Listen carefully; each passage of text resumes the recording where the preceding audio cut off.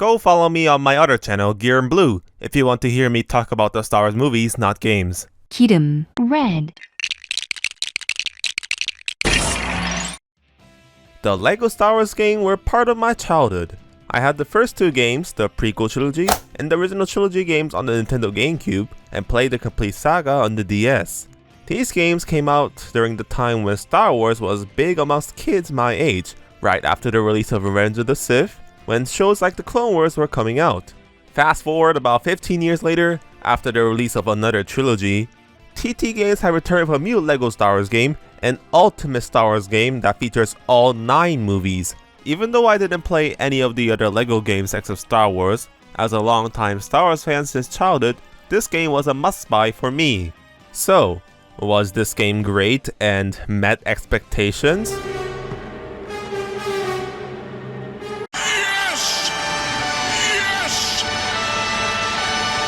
If you are a Star Wars fan, or if you watched all 9 movies, I recommend to you, go out to the store and buy this game immediately.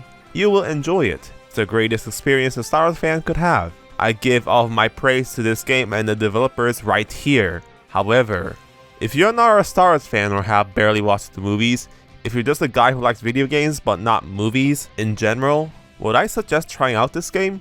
Good question! Cause you see, this game is fantastic as a Star Wars fan, but as a game alone, there are some issues about it. Let me explain. I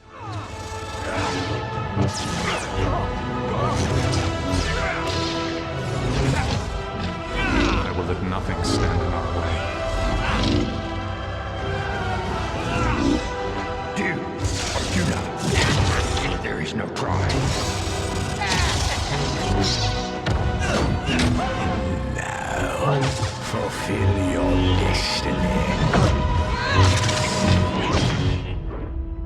I need someone to show me my place in all this.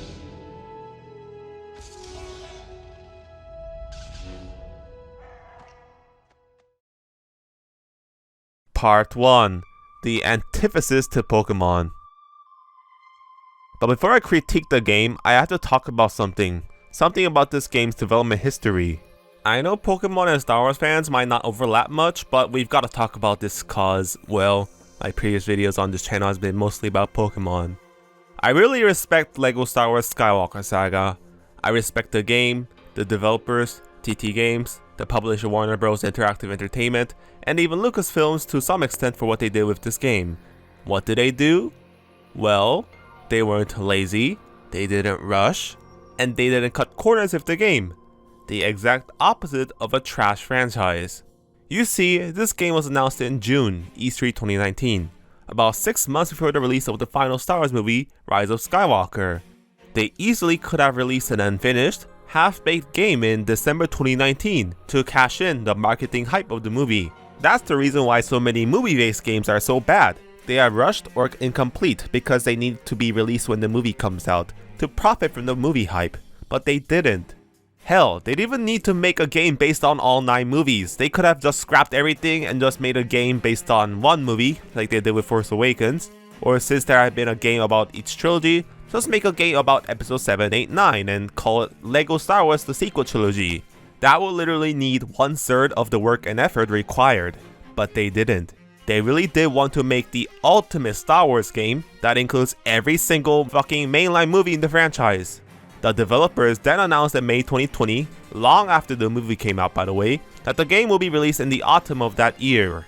But the game was constantly delayed. Delay announcement, until the game was finally released in April 2022, almost 3 years after the announcement of the game. Now, I must acknowledge that the development process of this game is not perfect. Apparently the developers went through some crunch due to issues with switching the engine and probably COVID-19.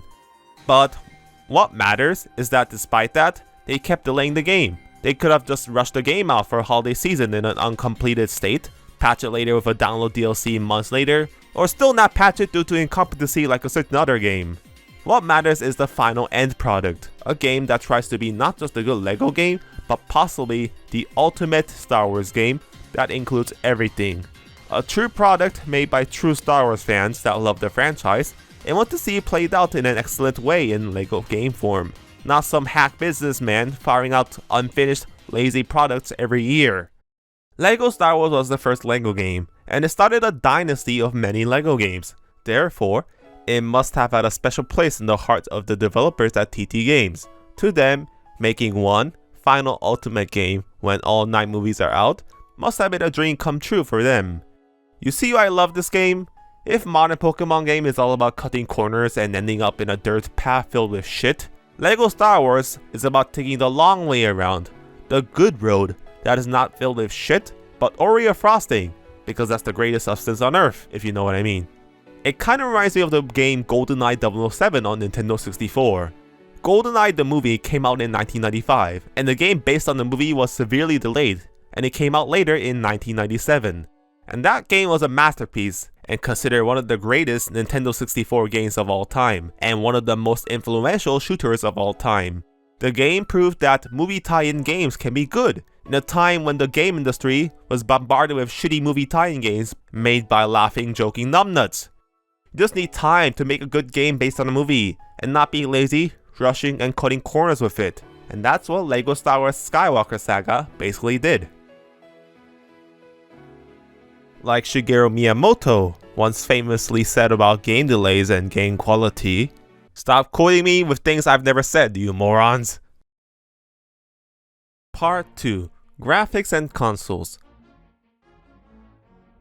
First, let me talk about the graphics and the version differences. Because I played all the previous games on Nintendo devices, despite the LEGO games always being multi-platform releases, I've always considered them Nintendo games to me personally. So, even though I own a gaming rig that could run the PC version just fine, I ended up buying the Nintendo Switch version. Therefore, all the personal footage you will be seeing in this video is from the Switch version. Got that?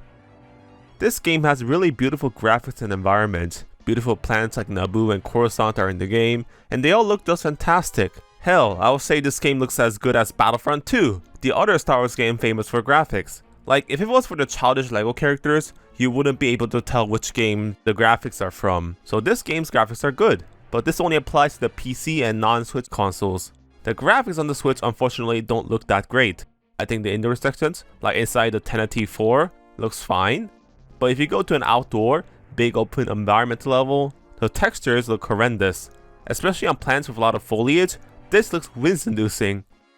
Still, I think it's almost a miracle this game is running on Switch. After all, I heard the PlayStation 4 version can even run the game in 60 frames per second, so it's really a graphically intense game, and just being able to play it while you're taking a shit in handheld mode is a feat. So my point is, if you care about the graphics and want to appreciate all the effort went into the game looking pretty, go get the PC version. Only get the Switch version if you're like me, who just likes to play games in bed while laying down in portable mode. I don't know, I just feel like this game is pretty relaxing, it's not hard, it's just dumb goofy fun, so I want to play it on my toy-like Switch console. It's like Animal Crossing or something. Anyways, that out of the way, I want to mention the LEGO models too. I haven't played any of the other LEGO games, so I don't know if the previous games were like this, but I think this game took a lot of influence from the LEGO movies. That is, making the characters actually feel like plastic Legos, not 3D models that kinda look like Legos in the old games. Even on the Switch version, I noticed that the character models all had a plastic feel to it, and could even see the LEGO logo embedded on characters' arms, as if this is a really LEGO figure. Even some of the effects like the fire explosions are made of LEGO studs, and it gives the game a whole feeling of playing a stop motion playset, just like the LEGO movie. There are so many visual gags involving jokes about stop motions and cutscenes. You have to appreciate the high quality animations of the game. Just look at how certain characters like General Grievous move. They even got that right. Kudos for the graphics. Even on the severely downgraded Switch version, this game looks great in my opinion. Such a major jump from the old games, and is possibly the best looking Star Wars game to date, if you get over the fact that it's all in LEGO. Part 3. Look, it's not deep, but... Anyways, my thoughts on development process and graphics out of the way, let's talk about the gameplay. Look, the gameplay, controls, and combat in this game isn't that deep. I never expected good, amazing combat or shooting mechanics from a fucking LEGO game. It's like playing a Call of Duty game for a good story about war drama, or playing a Pokemon game for good JRPG mechanics. Lego games are just meant to be simple puzzle solving games for children, right? Like, can you even get a game over in a Lego game? When you run out of health, you just die and respawn while dropping money. Still, I appreciate that the team made the combat a bit more deeper than the previous Lego Star Wars games. Again, I haven't played any other non-Star Wars Lego game, so I have no idea if these advancements happened in this game or if they made the jump in a previous game. But the gameplay feels more advanced than it was in 2006. For example, back in the old games, I remember hating blaster characters because you couldn't aim with it and just fired randomly in directions. In this game, finally, when you play a blaster character, the game becomes a third-person shooter where you actually aim and use covers for protection. Or the lightsaber mechanics. Back in the old games, I barely remember any skill getting involved in lightsaber duels. It was just randomly spamming the B button on the GameCube pad until the foe was dead. Here, there's actually blocking, throwing lightsabers, doing combos, dodging, quick time events, so it's a bit deeper and less brainless. Still, because basically there is no game over, the game just devolves into just going out to open fire zones and just randomly shooting everything and trying to destroy everything. But hey, it's Lego, it's cute, it's not meant to be deep, right? I also appreciate that there are a lot of classes of characters in this game. They could just done a lightsaber user, blaster user, and droid I guess, but there's more than that. There's a classic Jedi, where you can use a lightsaber and use force abilities like mind tricks. Or the classic blaster hero, where you just shoot with a blaster or punch people with combos, like a beat 'em up game. But there's more classes like Scoundrels with Han Solo, where basically he can high noon alt certain objects. Or just generic evil guy class like Stormtrooper, where you can throw grenades and unlock certain doors. My personal favorite is a scavenger class of Rey. Basically, she can have multiple abilities like sprouting a glider, or throw nets on a wall so that you can climb it. Hey, this game rips off Breath of the Wild better than Legends Arceus. Like I said, I don't believe Lego games aren't meant to be that deep. They're just meant to be simple games that anyone can play with simple combat, but the sheer variety they add in the game with the different kinds of characters makes everything fun. And that's what's important. This game ain't deep, but it's fun. If it's not fun, why bother? Part 4. Faithful to the movies.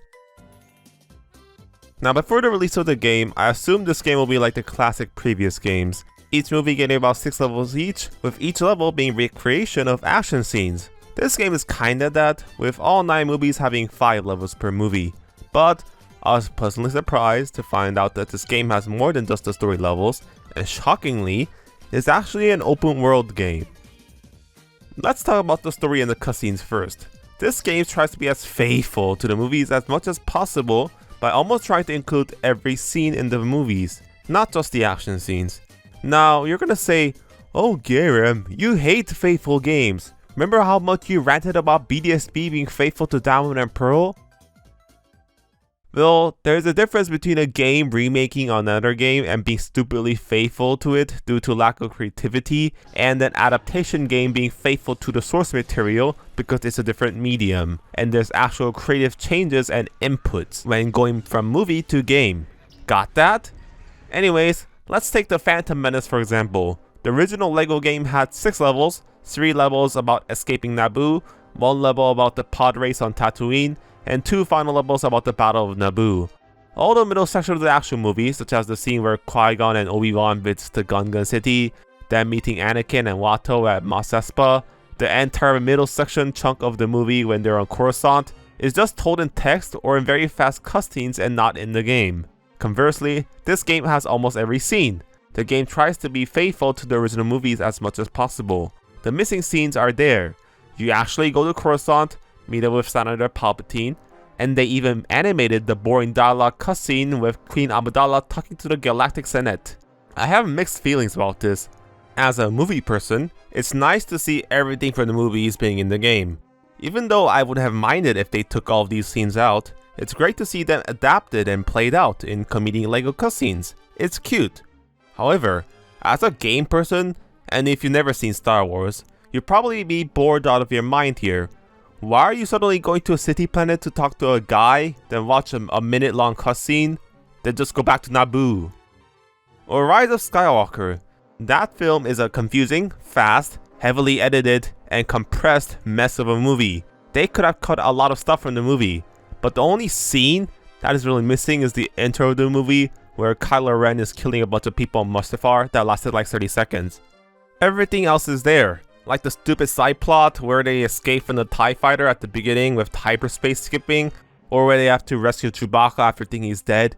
Or, They fly now! do you even remember these scenes happening after watching the movie?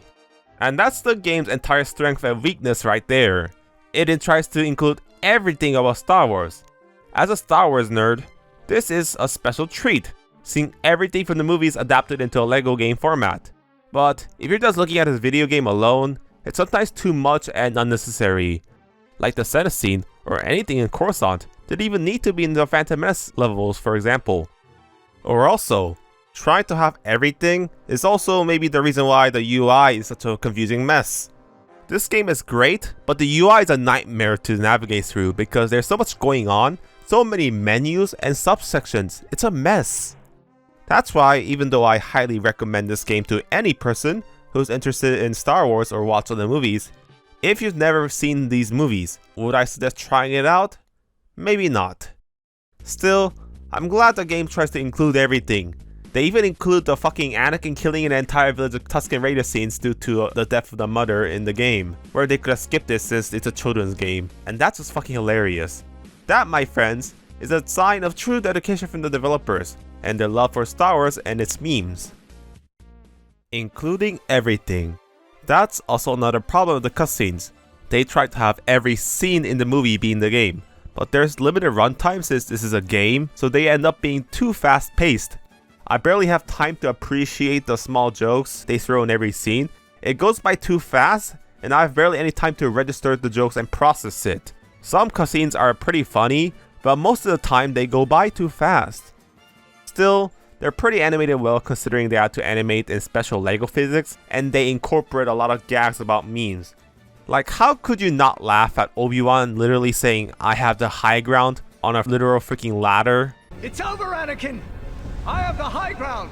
Oh, and since we're talking about cutscenes, I should talk about the voice acting too. In the old LEGO games, all characters were silent, and the humor mostly came from comedic body movements and weird sounds they made.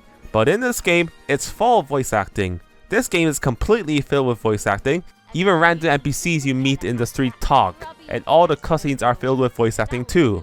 When I first saw the trailers, I was against the idea of voice acting in LEGO games. I was worried it was going to be filled with cringy humor with bad voice acting, and the old way of doing humor with funny LEGO body movement was better.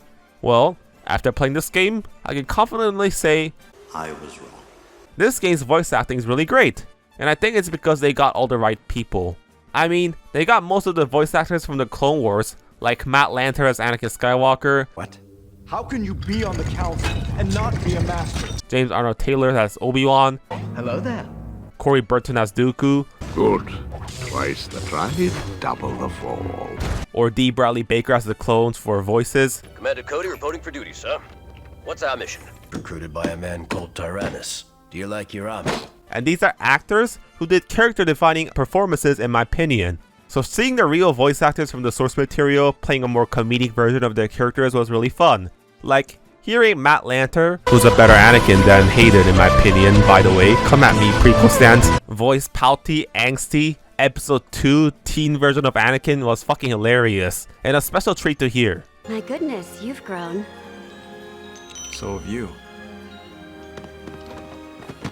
Grown more beautiful, I mean. Now, you have the option to turn on mumble mode, where characters don't talk and just mumble, and I commend the developers for offering us the option. Giving the player an option to choose and turn on and off features that might be controversial is a good thing, right, Game Freak and the Force DXP share? わかりません But still, the mumble mode is not that good in my opinion, ironically, because all the cutscenes were animated and paced with characters talking full real sentences unlike the old games, so hearing them mumble sound weird. Also, even random NPCs on the streets mumble, which was kinda unnecessary. Part 5. Open World Star Wars game? Now let's talk about the open world aspect of the game and why I call this game possibly the greatest Star Wars game ever created. I've always dreamt of what an open world Star Wars game would be like, being able to visit any Star Wars planet on a spaceship through hyperspace, explore each planet like an open world, visit famous places like the Lars homestead, meet every alien that appeared in the movie. Well, it looks like my dream has been fulfilled. I am Living in a dream world! I can't believe they achieved this. Every single goddamn Star Wars planet, at least the ones that were in the 9 movies, is in the game. Famous ones like Tatooine, Coruscant, Hoth are in there, but it's more than that. I swear, almost every important location from the movies, no matter how short the scene was, is faithfully adapted in the movie. Dexter Jester's diner? Check. Padme's apartment? Check. Maz Kanata's bar? Check. Like, remember I said that Rise of Skywalker is such a mess movie, but they tried to include everything? I think no one would have gotten upset if the game cut out a boring Yavin 4 copy Clone Forest Planet number 2 Adern Class, or boring Tatooine copy Sand Planet number 6 Pasana from the main campaign. But it's all there, and these are all explorable areas with hidden challenges, puzzles, side quests, collectibles, everything. Oh my god! Wow! Granted, the exploration and puzzle solving in this game is not deep. It's not fucking Super Mario Odyssey or anything. It's just finding random kyber bricks spread across the map to upgrade your abilities. But I think this is the rare case where their quantity is better than quality, cause you can get to explore everywhere that appeared in the movies. And they all look beautiful and graphically great too, at least on the non-Nintendo Switch version. Also, they sometimes put in minor story event side quests to make it less boring to explore. Like putting a random house in Mos Espa, haunted by a silver C-3PO? What? The Coruscant open world map is so big that it's almost worth half a full price game. They could have just had Coruscant appear in cutscenes, since not much action happens on that planet in the movies except boring political scenes. It's also the most graphically challenging planet to render, so they could have just cut corners here. But no, they included every famous location in Coruscant: Jedi Temple with the main hall, Jedi Archives, and Council Meeting Room, Coruscant Political District with the Senate, Coruscant lore levels where crime and dirty alleys exist. Like, how does the Cyberpunk place from a damn Lego game look better than the actual Cyberpunk game? This game's attention to lore detail and nice Easter eggs that only true hardcore Star Wars fans will get is insane too. Again on Coruscant, gasp! That's the 500 Republica! The apartment building where Palpatine lives and was explored heavily in the now non-canon Legends novel Labyrinth of Evil by James Luceno. I know what that is! I clapped when I saw it! I clapped when I saw Darth Vader! I really appreciate we get lore expansion with the sequels too. I complained in my past Star Wars videos, go subscribe to Gireum Blue, that despite the movie's wavering quality, Disney is not expanding on the Star Wars sequels after the movies came out, and they're back to OT and PT nostalgia pandering. Finally seeing what First Order culture is like, getting to explore sequel planets like Canto Bight without being hampered by shitty Rian Johnson humor, it's just a treat. I swear, this game's overworld is about as big and detailed as highly celebrated games like fucking Skyrim or Witcher 3. It honestly is. So, that's where my conflicted feelings of the game come in. If you're a Star Wars fan like me, actually getting to explore basically every Star Wars planet, every Star Wars location, is just a fucking insane treat that I've wished for since I was a child. But if you have no interest in Star Wars or just see this as a game on its own, it's just a lot of open areas with mediocre side quests and puzzles, as if this is just another cookie cutter Ubisoft open world game. So, take it as what you want. In the end, I'm a Star Wars fan, and I'm just happy I got to play this game. Part 6, the levels. Let's also talk briefly about the 5 levels each movie has, cause it's a bit of a mixed bag. After all, the gameplay of this game is not that deep. But first, I like how they try to be very diverse with the levels. It's not just get from point A to B while defeating enemies like in the old games. There's a lot of varying levels with other gameplay too. But because of that, it's a bit of a hit or a miss. There's really well designed levels. For example, my favorite is the Raftar level in Force Awakens, where you have to control 2 different characters in different areas to solve puzzles to progress. Or the Battle of Naboo level, where you're controlling the entire Gungan army against the Separatist forces. Or just straight up lightsaber duel levels, like where you partake in a classic duel against Darth Maul. They also try to incorporate certain movie scenes in the game as actual gameplay. For example, the scene where Rey is in front of a bunch of mirrors in the cave at Ahch-To. They managed to incorporate that into the game with basically a mirror game with Super Mario 3D World's Double Cherry. Or in Attack of the Clones. During the duel with Anakin and Dooku, when Anakin turns off the lights in the hangar, they actually incorporate that moment into the gameplay as well. That's just smart. They even got the scene where Luke fights Kylo Ren by dodging his lightsaber strokes and not striking in the game, by having it be a quick time event where you have to dodge with a press of a button at the right time. But some of the specials levels don't work, like the fish level in Phantom Menace where you're dodging fish. Some of the space flying levels were boring and a chore to get through, like when you tried to destroy the Dreadnought in the opening of Last Jedi. You're just infinitely firing at enemies and enemies barely hit you. I don't even think there's a timer, so there's little tension or challenge. Again, I commend this game and the developers because they're trying to be faithful as much as to the source material of movies and not cut things out and adding detail to it. But if you see this just as a game, some levels might not just work. Oh, and because there's only 5 levels per movie, there were some action scenes that felt like it was a shame it's not a level but just an animated cutscene. Revenge of the Sith suffers the most from this because the space battle over Coruscant is just a cutscene and not a level, which was a level in the original LEGO game by the way, and Palpatine's duel with Mace Windu is just a cutscenes. But again, because there are 9 movies, so 5 levels each means 45 levels in total, which is a lot of content in one game.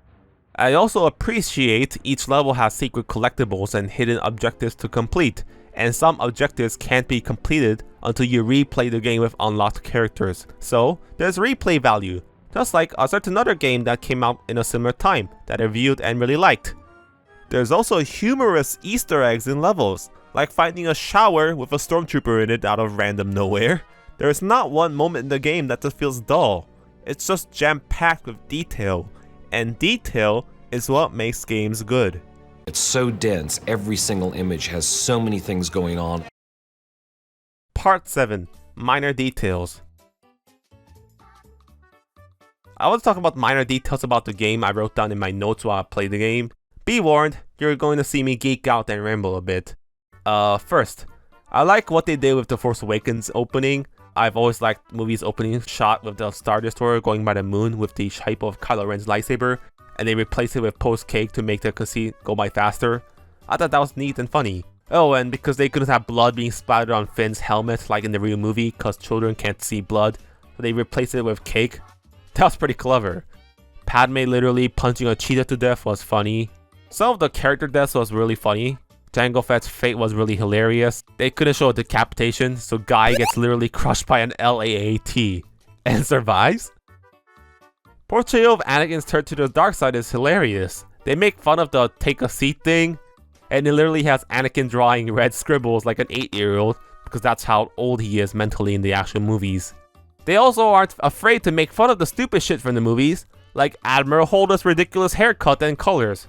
Their character interactions and voice lines during free play is nice. We get to see all the meme lines as expected, like Obi-Wan being sassy to Darth Maul. But there's some really cheeky ones, like little Annie saying this to his future self. Whoa, that's a cool suit. Where can I get one of those? Patience, child. Patience. Or seeing characters from different eras interacting is really fun to see. It's like cute fanfic. Such an impressive lightsaber. So unique. May I touch it? I also like the fact that the game features an entry for every ship and character in the game. It's almost like this game has Wikipedia embedded into it as a database. So, collecting characters and ships feels satisfying like collecting Pokemon and reading their Pokédex entries, because you can read lore and background about them. What a nice addition. Moreover, I also noticed they got the Star Wars opening crawls right. All the previous Star Wars games never could get the opening crawls right for some reason. The font was off, the color was off, and so on. But this game is faithful to the opening crawls too, and they got the font right. By the way, every time you turn off restart the game and continue the story, they've made an opening crawl for the story so far that summarizes everything that happened in the movie up till that point. You wouldn't even know this was in the game if you've played the game in one sitting, and little nice details like this that you might miss is what makes a good game great. Oh, and lastly, I heard this game is a bit buggy at launch. I personally haven't run into any major bugs, but I heard the PC version is a bit buggy. Maybe the Nintendo Switch version is optimized well, because it has to run on a weak console. Or maybe I'm just lucky. So be warned of that.